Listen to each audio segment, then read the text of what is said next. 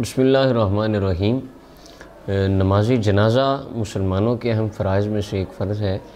جس کے لیے آقا کریم علیہ السلام نے جانے کا حکم دیا کہ جب کوئی مسلمان مر جائے تو باقی مسلمانوں پر اس کا یہ حق ہے کہ اس کے جنازے میں شرکت کرے۔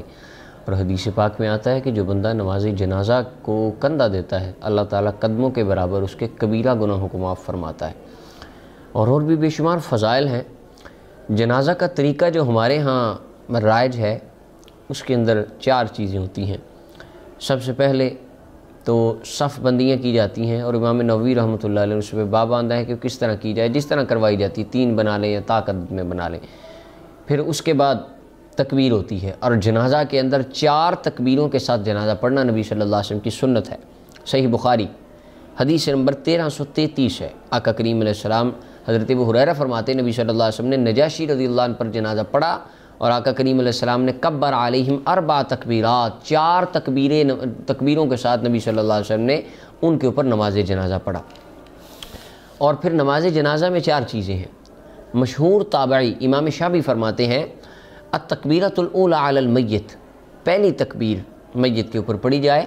ثناء علی اللہ، اس کے اندر ثنا پڑھی جائے گی، وثانیہ، اور دوسری کے اندر صلاۃ علی النبی صلی اللہ علیہ وسلم، دروشی پڑھا جائے گا نبی پاک پر، وثالثۃ دعاء للمیت، اور تیسری تکبیر میں میت کے لیے دعا کی جائے گی، والرابعۃ تسلیم، اور چوتھی تکبیر سلام کے لیے ہے، اس میں سلام پھیر دیا جائے گا۔ یہ 4 چیزیں ہیں، 4 تکبیریں پہلی تکبیر کہہ لی۔ اور یہاں پر ایک یہ بھی چیز ہے کہ جب پہلی تکبیر کہنی، حضرت ابو ہریرہ فرماتے ہیں، جامع ترمذی کی حدیث نمبر 1077 ہے، ابو ہریرہ رضی اللہ عنہ فرماتے ہیں نبی صلی اللہ علیہ وسلم کبر علی الجنازۃ فرفع یدیہ فی اول تکبیرہ، نبی صلی اللہ علیہ وسلم نے پہلی تکبیر کے وقت صرف ہاتھ اٹھائے، بعد میں پورے ہر تکبیر کے ساتھ نماز جنازہ میں نبی صلی اللہ علیہ وسلم نے رفع الیدین نہیں فرمایا۔ البتہ یہ ائمہ کرام کے درمیان اختلافی مسئلہ ہے، اور سنن دارقطنی کے اندر کتاب الجنائز میں عبداللہ ابن عباس سے حدیث مروی ہے ان النبی صلی اللہ علیہ وسلم کان یرفع یدیہ علی الجنازۃ فی اول تکبیرۃ ثم لا یعود، کہ صرف پہلی تکبیر میں نبی صلی اللہ علیہ وسلم نے نماز جنازہ کے ہاتھ اٹھائے، بعد میں 3 تکبیروں میں نبی صلی اللہ علیہ وسلم نے ہاتھ نہیں اٹھائے۔ تو پہلی مرتبہ ہاتھ اٹھائے بندہ، اور پہلی مرتبہ ہاتھ اٹھانے کے بعد ثنا پڑھے۔ ابو سعید خدری فرماتے ہیں رضی اللہ عنہ، جامع ترمذی کی حدیث نمبر 243 ہے، اور سنن النسائی کی حدیث نمبر 900 ہے۔ کانا رسول اللہ صلی اللہ علیہ وسلم افتتح الصلاۃ قال سبحانک اللہم وبحمدک وتبارک اسمک وتعالی جدک ولا الہ غیرک، نبی صلی اللہ علیہ وسلم ثنا پڑھتے تھے۔ اب یہاں ہمارے کچھ ساتھی پڑھتے ہیں سبحانک اللہم وبحمدک وتبارک اسمک وتعالی جدک وجل ثناؤک، تو کچھ دوست یہاں پر وہ اعتراض کرتے ہیں کہ یہ الفاظ تم کیوں پڑھتے ہو۔ سب سے پہلی بات یہ ہے، جنازے کے اندر کوئی چیز نبی اکرم صلی اللہ علیہ وسلم نے فرض نہیں فرمائی کہ تم نے یہ پڑھنا ہے، یہ نہیں پڑھنا، یہ نہ پڑھو یا یہ پڑھو، کوئی مخصوص چیز نہیں ہے۔ البتہ سنن دعائیں جو آقا کریم علیہ السلام سے مروی ہیں وہ بہت زیادہ ہیں، ان میں سے جو چاہے بندہ پڑھے۔ تو یہ جل ثناؤ کا کے الفاظ اگر بندہ زائد اس میں پڑھتا ہے تو یہ باعث ثواب ہے اور اللہ تعالیٰ کی خوشنودی کا سبب ہے۔ اور یہ امام دیلمی اپنی کتاب مسند الفردوس کے اندر لکھتے ہیں، حدیث نمبر 819 ہے، عبداللہ ابن مسعود فرماتے ہیں ان من احب الکلام الی اللہ عز وجل یقول العبد، محبوب کلام اللہ کی بارگاہ میں یہ ہے کہ بندہ کہے سبحانک اللہم وبحمدک وتبارک اسمک وتعالی جدک وجل ثناؤک ولا الہ غیرک۔ اب یہ امام دیلمی نے عبداللہ ابن مسعود رضی اللہ عنہ سے یہ حدیث لکھی، اور جناب عبداللہ ابن عباس رضی اللہ عنہ آپ فرماتے ہیں جل ثناؤک وعز جارک وتبارک اسمک ولا الہ غیرک۔ یہ امام بخاری رحمۃ اللہ علیہ کے استاذ مصنف ابن ابی شیبہ میں اس حدیث کو لکھتے ہیں۔ عبداللہ ابن عباس بھی ان کلمات کو پڑھا کرتے تھے، جل ثناؤک، آئندہ اپنی دعاؤں کے اندر کبھی بھی جب ان کا جی چاہتا وہ اس کو دعا کو پڑھتے۔ اس کے بعد حضرت خالد بن ولید رضی اللہ عنہ نبی صلی اللہ علیہ وسلم کی بارگاہ میں کچھ عرض کی کہ یا رسول اللہ مجھے یہ مسئلہ ہے، نبی صلی اللہ علیہ وسلم فرمایا جب تو رات کو اپنے بستر پر جائے تو پڑھے، تو یہ دعا پڑھا۔ حضور نے لمبی دعا سکھائی، اس کے اندر آگے الفاظ ہیں عز جارک وجل ثناؤک ولا الہ غیرک۔ اب یہ جل ثناؤک کے الفاظ دعاؤں میں پڑھنے کے لیے نبی صلی اللہ علیہ وسلم نے خود سکھائے، کیونکہ جنازہ کے لیے ہم بھی دعا کرنے آئے ہیں تو وہاں پہ حق بنتا ہے اچھی سے اچھی زیادہ سے زیادہ الفاظ کے ساتھ وہاں دعا کریں۔ تو یہ جل ثناؤک سنن الترمذی حدیث نمبر 3523 کے اندر نبی کرم صلی اللہ علیہ وسلم نے اس کی تعلیم ارشاد فرمائی۔ اور عبداللہ ابن مسعود رضی اللہ عنہ فرماتے ہیں مجھے نبی صلی اللہ علیہ وسلم نے یہ دعا سکھائی جب تمہیں کسی چیز کا ڈر ہو۔ مجمع الزوائد میں امام حسمی یہ صحیح سند کے ساتھ حدیث، نبی صلی اللہ علیہ وسلم نے سکھائی جب تمہیں ڈر ہو تو پڑھو یہ دعا، اور لمبی دعا ہے، اس کے اندر بھی الفاظ ہیں عز جارک و جل ثناؤک ولا الہ غیرک۔ اب یہ جل ثناؤک کے الفاظ آقا کریم علیہ السلام نے اپنے صحابہ کو دعاؤں میں پڑھنے کے لیے تعلیم دیے تھے، تو جو لہٰذا جب بندہ نماز جنازہ کے لیے جائے تو وہاں پر جا کر بندہ لازماً ان الفاظ زائد الفاظ کو بھی پڑھے۔ اس کے بعد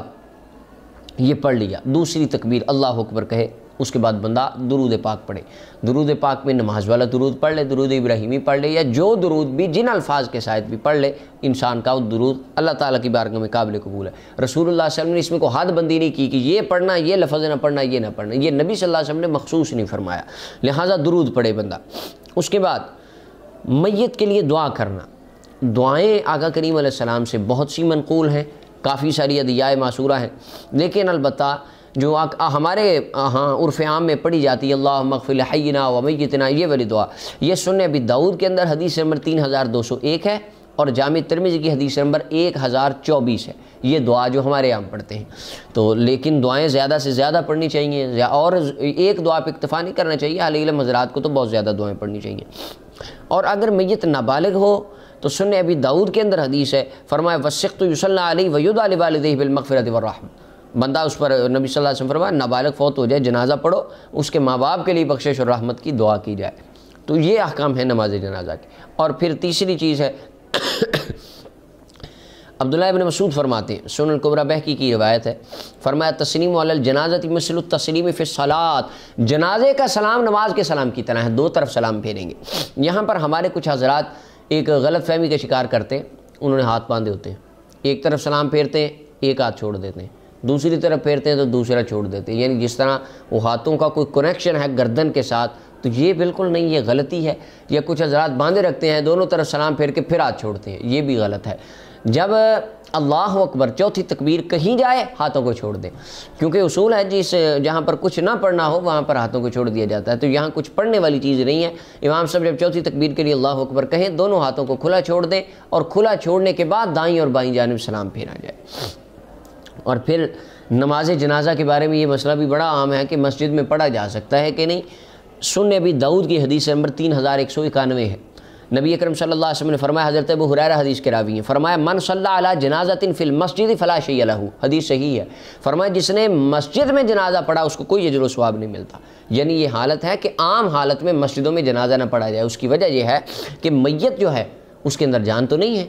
اب اس کے کس وقت اس کے اعضاء سے کہاں سے خون آ جائے، کوئی نجاست نکل آئے جس کے ساتھ مسجد کا تقدس پامال ہو، یا وہ ساری جگہ پر کوئی یعنی غلاظت پھیلے، تو اس وجہ سے اسے منع کیا گیا ہے۔ اور آقا کریم علیہ السلام کے بارے میں جو آتا ہے کہ مسجد میں جنازہ پڑھا تو سخت بارش کی وجہ سے وہ پڑھا تھا، اور اب بھی ہے کہ اگر کوئی عذر ہے، گراؤنڈ کے اندر سخت بارش ہے یا اس طرح کا کوئی موسم ہے اور کوئی جگہ بھی نہیں ہے پورے شہر میں یا کہ قرب و جوار میں کئی جگہ نہیں ہے، بہت دور جانا پڑے گا میت کو لے کے، تو اس وقت مسجد میں جنازہ پڑھا جا سکتا ہے۔ وہ بھی اس صورت میں کوشش کی جائے کہ میت کی چارپائی مسجد کی حد سے تھوڑی آگے رکھی جائے، اس کو محراب میں رکھ دیا جائے، یا محراب سے آگے اگر کوئی جگہ ہو وہاں رکھ دیا جائے، اور مسجد میں لوگ کھڑے ہو جائیں۔ اس صورت میں عذر کی صورت میں جب بہت زیادہ مجبوری ہو پھر پڑھا جا سکتا ہے، جان بوجھ کر مسجد میں جنازہ نہیں پڑھنا چاہیے۔